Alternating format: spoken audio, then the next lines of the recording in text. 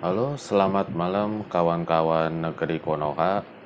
Jadi saya ingin bercerita tentang negara Konoha yang saat ini kondisinya cukup memprihatinkan, di mana terjadi PHK meningkat secara drastis dan pabrik tutup dan subsidi juga dipangkas, dicabut, juga pajak yang naik atau tetap membuat rakyat cukup tertekan dari kebijakan pemerintah Konoha saat ini. Yang mau saya paparkan dalam cerita saya di sini adalah kebijakan pemerintah Konoha yang saat ini menurut saya tidak atau bahkan kurang untuk membantu membuat perekonomian Konoha itu dapat bertumbuh. Jadi pertama itu Konoha masuk dalam anggota BRICS yang bertujuan agar mengurangi ketergantungan terhadap dolar. Nah, menurut saya dolar tidak akan bisa sepenuhnya diganti dengan mata uang BRICS karena beberapa alasan yang menurut saya itu salah satunya kalau BRICS itu kan merupakan mata uang gabungan yang terdiri dari beberapa negara berkembang seperti Cina, Rusia, dan India yang ingin melepaskan diri dari ketergantungan terhadap USD. Nah, kalau dari Arab sendiri, mereka sendiri juga tertekan karena tidak bisa lepas dari USD, pengaruh USD sepenuhnya karena mereka juga mempunyai hutang yang cukup besar terhadap Amerika dan kita pun dari negeri Konoha juga sama ya, punya hutang terhadap Amerika yang cukup besar. Itu dari dana yang digelontorkan oleh IMF dan juga World Bank. Kita selama ini menggantungkan pertumbuhan ekonomi kita terhadap hutang, dibiayai hutang dari IMF dan World Bank, dan perjanjian dari IMF dan World Bank itu sama sekali tidak menguntungkan negeri Konoha ini. Seperti secara sederhana, kalau kondisi kebijakan pemerintah Konoha yang saat ini itu akibat dari desakan IMF, World Bank, dan OECD yang ingin meningkatkan tax ratio sampai ke langit dan juga mencabut subsidi yang di, diberikan untuk rakyat. Jadi subsidi dicabut dan pajak ditingkatkan. Nah, contohnya saat ini seperti yang sudah kalian rasakan, yaitu pemerintah Konoha seringkali tes ombak apakah subsidi gas melon ini dicabut. Nah, reaksi warga Konoha tentu menolak keras. Nah, lalu pemerintah tes ombak lagi, ingin efisiensi di sektor lain gitu.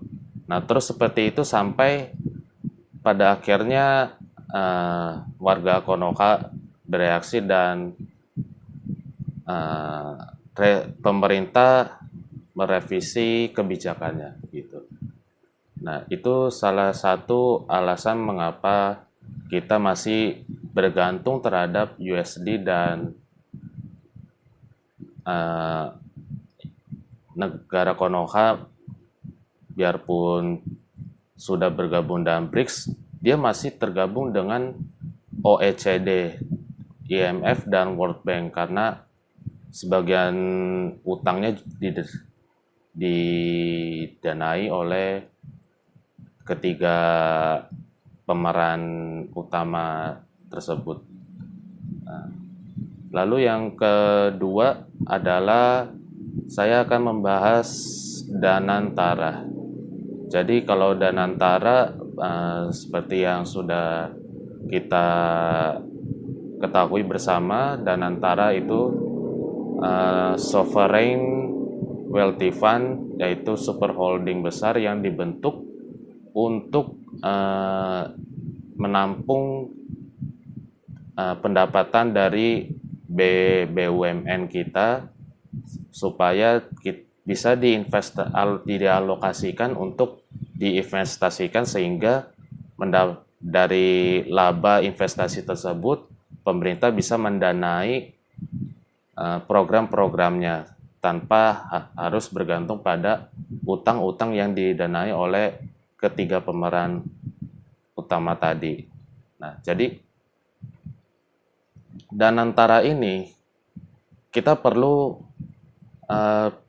pikir apa worst outcome-nya jika sovereign wealth fund ini, Danantara ini gagal. Nah, kalau gagal ya berarti seperti kita ambil contoh yang serupa ya, seperti kasus Evergrande, di mana Evergrande itu kolaps karena dia tidak sanggup membayar utangnya dan akibatnya terjadi depresi ekonomi berkepanjangan sampai yang dirasakan oleh warga Cina hingga sampai sekarang. Nah, kalau yang kita rasakan ini juga sama, terjadi deflasi secara berturut-turut, membuat pertumbuhan GDP kita tetap bertahan di kisaran 2%. Nah, ini juga salah satu sebab mengapa Indonesia itu gagal melampaui pertumbuhan GDP di melewati 2%, karena menurut saya sendiri Indonesia maksudnya Konoha itu masih pertumbuhan GDP-nya di 2% itu karena dia mengikuti kebijakan negara-negara yang tergabung dalam OECD. Nah, OECD sendiri itu negaranya ini, kalau kalian simak warga Konoha, tidak ada yang menyentuh level GDP growth di atas 2%. Nah, apa sebabnya? Karena ya itu tadi, tax ratio itu meningkat dan subsidi dicabut, begitu. Nah, itulah sebabnya juga mengapa krisis 98 terjadi ketika dolar menyentuh level 18.000, dan kita saat ini juga mesti waspada karena level rupiah sekarang menyentuh di angka 17.000. Jadi mata uang kita semakin lemah terhadap dolar. Oke, yang ketiga itu yang mau saya bahas adalah pegadaian emas. Nah, pegadaian emas atau yang disebut bullion bank ini singkatnya itu bank yang menyimpan emas di bank tersebut, dan kita memiliki hak atas bank menerbitkan hak kita atas kepemilikan emas tersebut.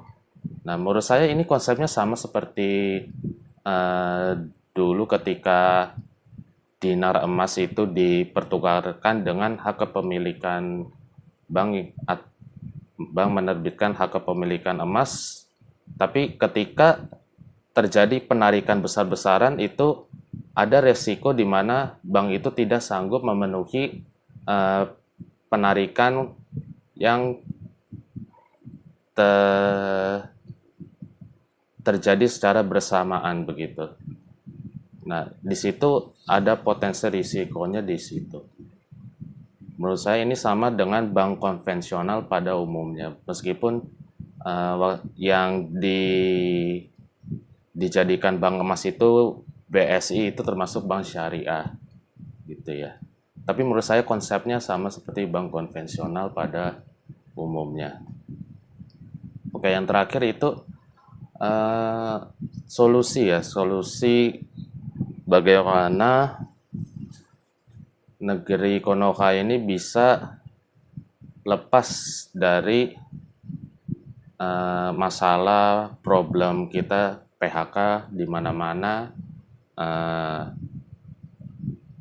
dan pabrik tutup. Itu pertama pasti kita perlu mengurangi ketergantungan kita terhadap dolar, yaitu lepas dari pengaruh asing, terutama IMF ya. Kalau menurut saya, jika Indonesia ingin lepas dari pengaruh IMF dan asing lainnya selain IMF, itu Indonesia, oh maaf, maksud saya Konoha perlu menggantungkan diri, maksudnya berhutang kepada warganya sendiri. Nah, mengapa demikian? Karena Indo, maaf, maksud saya Konoha yang selama ini bergantung pada USD, ketika dia menerbitkan obligasi kepada masyarakat, maka masyarakat itu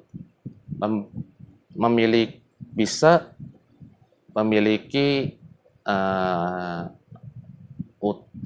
utang pemerintah yang juga akan dikembalikan menjadi investasi yang bertumbuh, meskipun kuponnya itu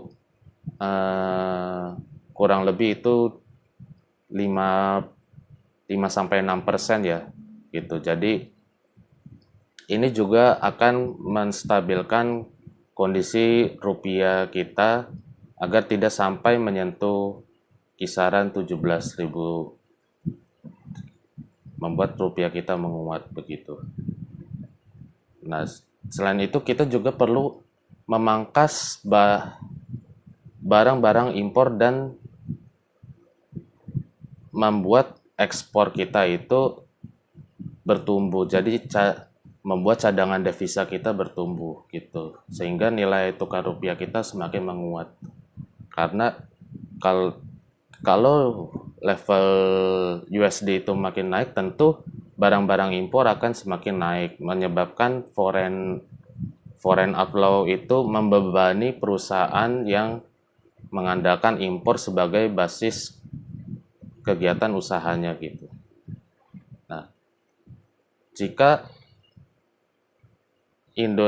maksud saya Konoha bisa menerapkan kebijakan yang seperti sudah saya sebutkan tadi, maka setidaknya level rupiah sekarang, biarpun the Fed itu tetap mempertahankan suku bunganya, tidak menurunkan suku bunganya, itu maka menurut saya maksud saya Konoha itu akan tetap berada di posisi yang menurut saya jauh dari ambang krisis yang mendekati krisis 98.